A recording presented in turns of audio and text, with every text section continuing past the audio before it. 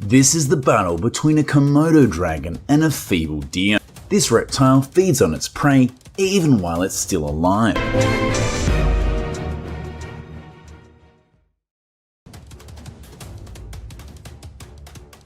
Despite the deer's desperate struggle to escape, all of its efforts are in vain.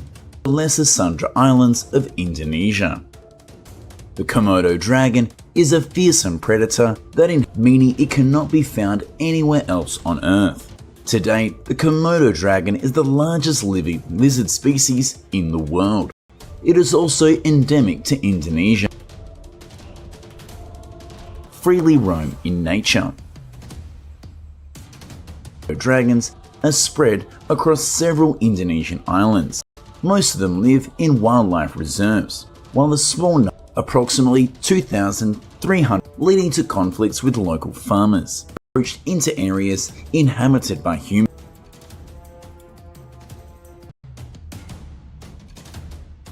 In recent years, however, Komodo dragons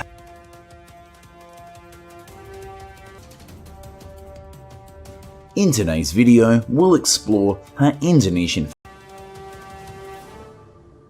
are dealing with this gigantic reptile. Komodo dragons are often found near forests. They are forced to approach human settlements, as these areas provide ideal shelter for stalking their prey. During the dry season, when natural prey becomes scarce, are both sophisticated and brutal. They use their keen scent to detect prey from a distance. They are adept at camouflage, allowing them to remain undetected.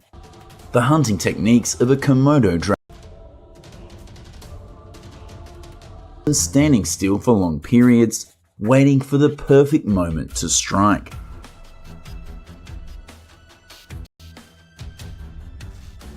When Komodos are patient hunters.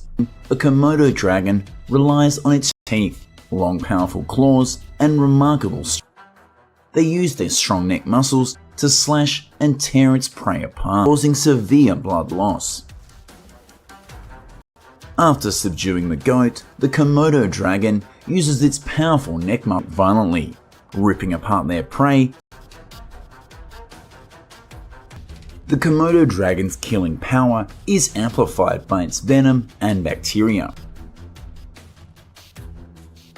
Its saliva is teeming with bacteria, ensures that even if the prey initially escapes, to devour it whole, including the bones and hooves.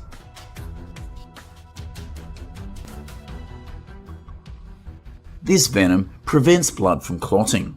It will succumb to blood loss or infection within hours. Severe blood loss, even large water buffalo.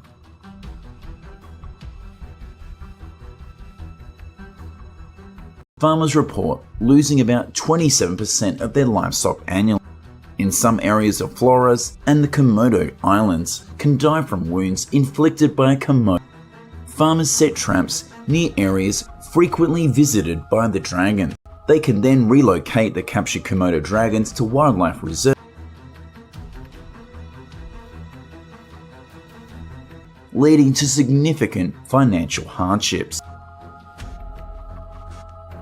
To ensure the safety of both the reptiles and farming communities. However, the use of rifles has been identified in November, a hunting group as the most effective hunting method. Each year, hunters in Indonesia organize Komodo dragon hunts between September. Hunters move silently, using the wind to mask their consists of 4 to 6 members to cover terrain effectively and maximize safety.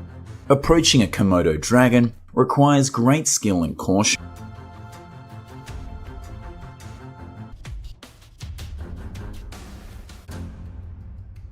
And maintaining a safe distance to avoid. Experienced hunters aim precisely for the head, defeating from the jaws of the powerful dragon. On average, a successful hunt yields 2 to 5 dragons, with just a single shot to minimize its suffering.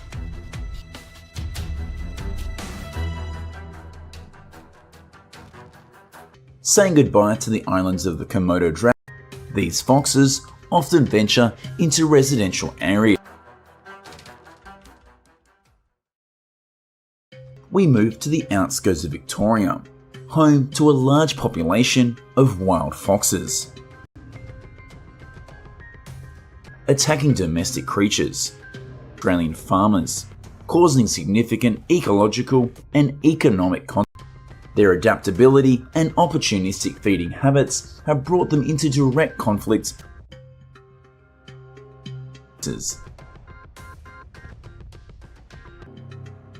The cunning foxes are particularly drawn to chicken coops. They often hunt at night. Their attacks are sneaking through small openings to snatch up chickens, driven by their instincts to hoard food. They often kill multiple chickens in a single night. These attacks result in substantial losses for farmers.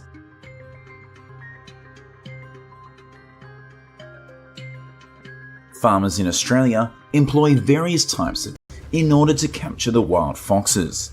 The fox is then unable to escape and remains confined in the cage. Cage traps are designed with an automatic mechanism that activates when a fox steps inside to retrieve bait.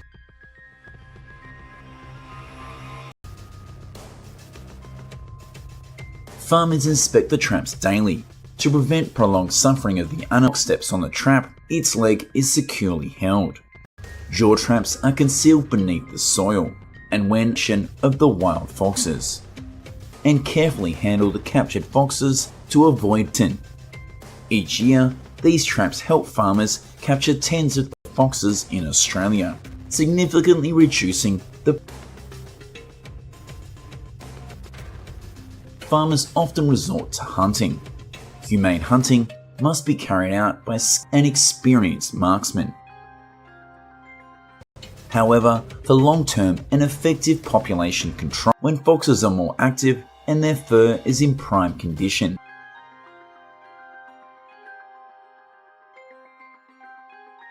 Popular hunting areas include rural farms. Fox hunting season typically occurs in late autumn and winter.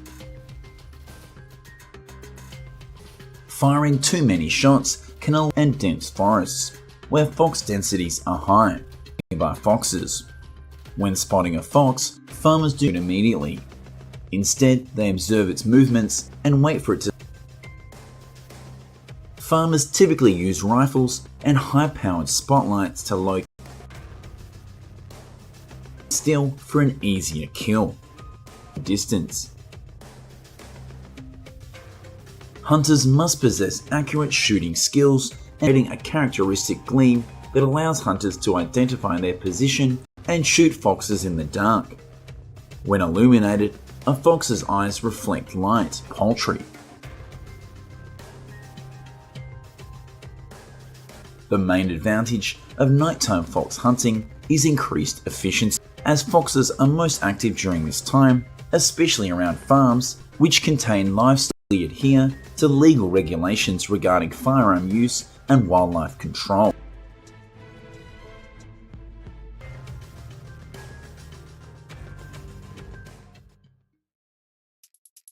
In recent years, many areas of the United States have experienced a significant increase in the number of vultures, particularly black vultures. Not only scavenge on carrion, but also attack small animal flocks during the fall and winter.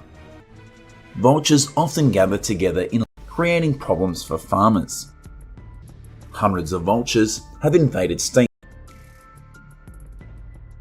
Florida, Texas, and other areas in the southeast.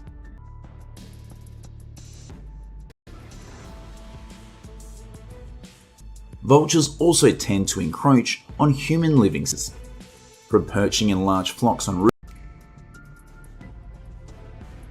and personal property.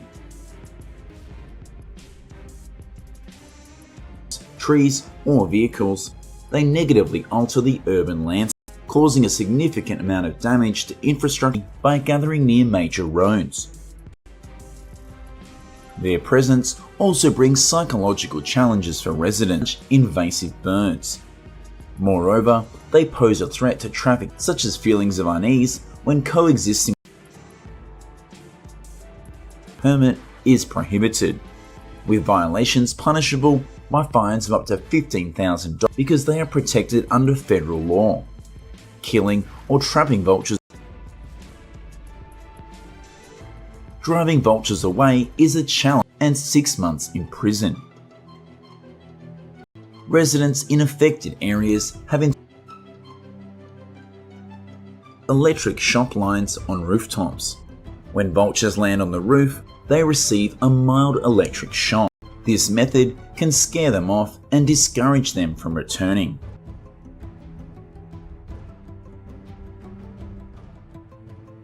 Additionally, some farmers use light or sound-emitting devices that simulate predator noises or vultures typically choose tall trees with wide canopies as roosting spots.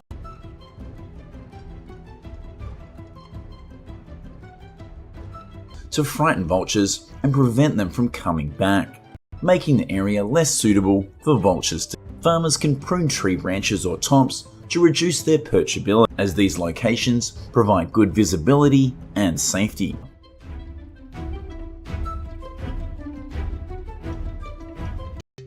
In the rugged wilderness of the United States, particularly in states like Alaska, Montana, and Wyoming, the relationship between farmers and brown bears is both are a powerful omnivore, whose diet includes everything from veg and fish to livestock. When a bear enters a farm, it can cause extensive damage and deeply rooted in history. Brown bears, also known for their subspecies the grizzly, killing animals, destroying crops, and even posing a threat to human life. For farmers, especially those in remote regions, becomes necessary for those who must protect their livelihoods to economic loss. Consequently, bear hunting, particularly during specific seasons, the presence of a brown bear can lead it requires meticulous preparation and a deep understanding. But hunting a brown bear is no simple task of the bear's behavior and habitat. Farmers who hunt bears typically do during these seasons often coincide with times when bears are most active, particularly in the fall, when they are preparing for hibernation at hunting seasons.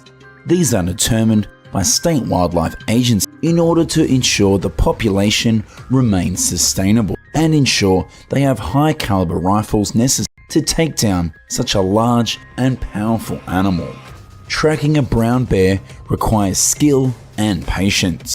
Before embarking on a hunt, farmers must acquire the appropriate hours or even days, scouting the landscape for signs of bear activity. This can include tracks or even markings on trees, when bears often scratch to mark their territory. Farmers and hunters alike often sting is a traditional activity. Once a bear is located, in some cases, hunters use, although this practice is more common in regions where specially trained for tracking bears. This part of the hunt requires extreme caution, is to approach it with caution. Brown bears have an incredible sense of and are highly alert to danger. Hunters must use the wind to their advantage, staying downwind of the bear in order to avoid detection. Vital areas, such as the heart or lung, as an agitated bear can become extremely dangerous. When the moment comes to take the shot, precision is crucial. Farmers and hunters are trained to aim. For this reason, many hunters prepare, which can become even more dangerous. A poorly placed shot can lead to in order to ensure a quick and humane kill and a stable position. This often involves a team carries down the process of retrieval to shoot from a distance where they have a clear line of sight.